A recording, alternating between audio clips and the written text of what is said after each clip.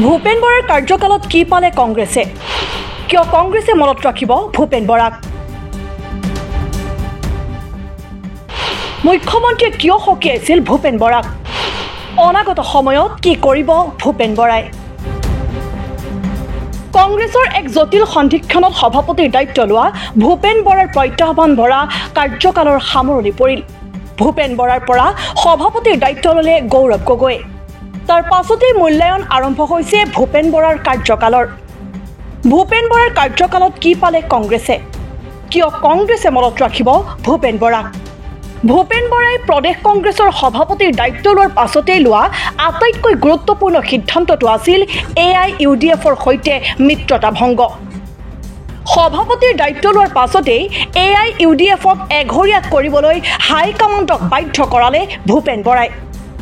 তাৰ পাছত শেহতীয়া লোকসভা নিৰ্বাচনত ৰকিবুল হুছেইনক বদৰুদ্দিন আজমলৰ দুৰ্গত প্ৰক্ষেপ কৰিলে। ধুবুৰী লোকসভা সমষ্টিৰ ৰকিবুল হুছেইনৰ 10 লাখ ভোটত বিজয়ী হোৱা ঘটনাই AIUDFক ICUলৈ ঠেলি দিয়াই নহয়, দলটোক অসমৰ ৰাজনীতিত এক প্ৰকাৰ অপ্ৰাসংগিক কৰি তুলিলে। ভূপেন বৰাৰ এই সাহসী সিদ্ধান্তক নিশ্চিতভাৱে কংগ্ৰেছে মনত ৰাখিব।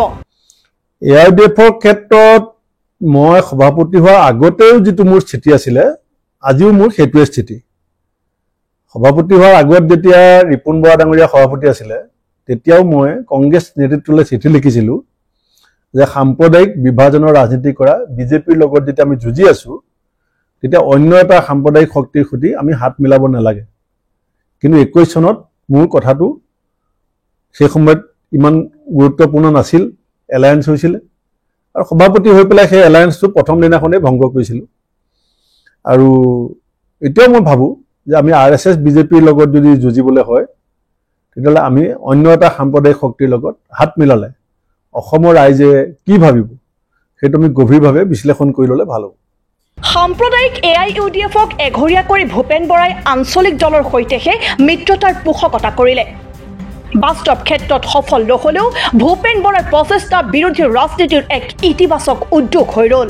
সেইটো যোৱা 15 তাৰিখে যেতিয়া কেন্দ্ৰীয় নেতৃত্বৰ মুখতে আলোচনা কৰিছিলে দলৰ এটা সম্ভাৱ্য ৰিচাপুলৰ সম্পৰ্কত, তেতিয়াও মই কৈছিলোঁ যে এলায়েন্সৰ প্ৰয়োজনীয়তা, বিজেপি বিৰোধী মানুহখিনিক একত্ৰিত কৰাৰ প্ৰয়োজনীয়তা আছে। কালিও অখিল গগৈ ডাঙৰীয়া, লুৰিণ গগৈ ডাঙৰীয়া, অজিত ভূঞা ডাঙৰীয়া, আমাৰ মনোৰঞ্জন তালুকদাৰ ডাঙৰীয়া মোৰ লগত কথা পাতিছে।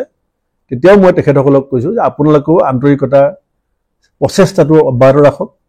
ময়ো আমাৰ দলৰ ভিতৰত এই কথাখিনি ক'ম আৰু আমি আশাবাদী যে বিজেপি বিৰোধী মানুহখিনি গোট খালে অসমৰ ৰাইজেও আমাক ভাল পাব। 2021 বিধানসভা নিৰ্বাচনত বিপৰ্যয়ৰ পাছত বিধ্বস্ত হৈ পৰা কংগ্ৰেছৰ নেতৃত্ব লৈছিল ভূপেন বৰাই। সভাপতি হিচাপে কাৰ্যকালৰ সামৰণিত সেই কথাও মনত পেলালে ভূপেন বৰাই।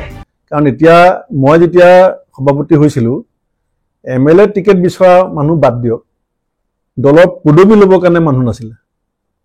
আপোনাৰ 17খন জিলা সভাপতিয়ে পদত্যাগ কৰিছিলে, 64টা ব্লকত সভাপতি নাছিলে, BTRত কংগ্ৰেছ শূন্য আছিলে। আপোনালোকে জানে কংগ্ৰেছে 20 বছৰ BTRত কণ্টেষ্ট কৰা নাছিলে। হাইলাকান্দি জিলাখনত কংগ্ৰেছ শূন্য হৈ গৈছিলে। এতিয়া 17খন জিলা সভাপতি পদত্যাগ, 64জন ব্লক সভাপতি পদত্যাগৰ মাজত ৰাজীৱ ভৱনত যেতিয়া মই যাওঁ, আপোনালোকে বহুতবাৰ নিউজ কৰিছিলে যে ৰাজীৱ ভৱন নিমাও সভাপতি অকলে গাড়ীখন লৈ বহি আছে, এনেকুৱা নিউজ আপোনালোকে বহুত বজাইছিলে। এতিয়া এটা চবতছে ভাল কথা যে আপুনি দেখিব একেবাৰে কমেও 300 MLA এপ্লিকেশ্যন আমি এতিয়া পাম, একেবাৰে কমেও মই কৈছোঁ। গতিকে তাৰমানে 300 গৰাকী সেনাপতি সমষ্টি ভিত্তিক এতিয়া ৰেডি হৈ আছে, যোনে দলটোক নিজৰ নিজৰ জেগাত শক্তিশালী কৰিবৰ কাৰণে কাম কৰিব। ইমানৰ পাছতো ভূপেন বৰাই নজনা কংগ্ৰেছৰ ভিতৰৰ কথা জানিছিল মুখ্যমন্ত্ৰী হিমন্ত বিশ্ব শৰ্মাই। দিল্লীৰ পৰা গুৱাহাটী অভিমুখী বিমানত সেই কথা জনাইছিল মুখ্যমন্ত্ৰীয়ে। আৰু মুখ্যমন্ত্ৰীয়ে যিটো কথা মোক কৈছোঁ বুলি কৈছে, এইটো ওলালে ক'ৰ পৰা? তেখেতে মোক কৈছিলে যে তোমাৰ এনেকুৱা কি শক্তি আছে যে তুমি মোক মানে বগৰাই দিম বুলি পেলাই সদায় ক্ষমতাৰ পৰা বিজেপিক অঁতৰাম বুলি কৈ থাকা।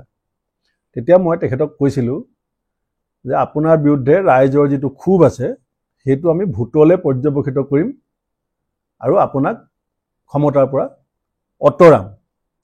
তেতিয়া তেখেতে মোক কৈছিলে যে তুমি এপ্ৰিল মে মাহত তোমাৰ নিজৰ চকীখনেই নাথাকিব, গতিকে তুমি মোক কেনেকৈ আঁতৰাবা। তেতিয়া মই তেখেতক ক'লোঁ যে আপুনি কংগ্ৰেছৰ ভিতৰৰ খবৰ নাপায়, আপুনি যিটো মোক বাৰ্তা দিছে এইটো আপোনাৰ চ'ৰ্চটো উইক চ'ৰ্চ। তেতিয়া মুখ্যমন্ত্ৰীয়ে মোক কৈছিলে যে মোক আণ্ডাৰ এষ্টিমেট নকৰিবা। সেইখিনিয়ে কথোপকথন। এইদৰে প্ৰত্যাহ্বান আৰু সংঘাতেৰে ভৰা এটা কাৰ্যকালৰ সামৰণি পেলালে ভূপেন বৰাই। ভূপেন বৰাৰ নতুন দায়িত্ব নিৰ্বাচনী কেম্পেইন কমিটিৰ অধ্যক্ষ। ইয়াৰ পাছত প্ৰদেশ কংগ্ৰেছত ভূপেন বৰাৰ গুৰুত্ব কি হয় সেয়া হ'ব লক্ষণীয়। নিউজ ডেস্ক ৰিপৰ্ট, দি ক্ৰছ কাৰেণ্ট।